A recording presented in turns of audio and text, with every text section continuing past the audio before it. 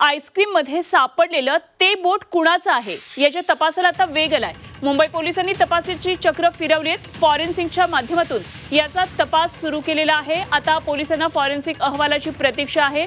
तेव्हा आईस्क्रीम मध्ये सापडलेलं ते बोट नेमकं कोणाचं, महिलेचं आहे की पुरुषाचं, बोट कधी तुटलं गेलंय, किती दिवसांपासून हे बोट आईस्क्रीम मध्ये होतं, याचा सगळा तपास आता फॉरेन्सिक मधून समोर येणार आहे। आणि या सर्व प्रकरणात ऑनलाईन विक्रेत्यासह आईस्क्रीम कंपनीची सुद्धा चौकशी होणार आहे।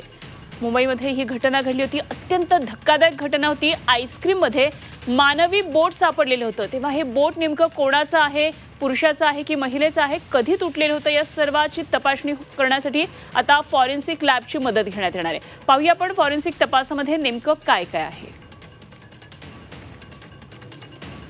तर बोट कोणाचं आहे, महिलेचं आहे की पुरुषाचं, याचा तपास होणार आहे।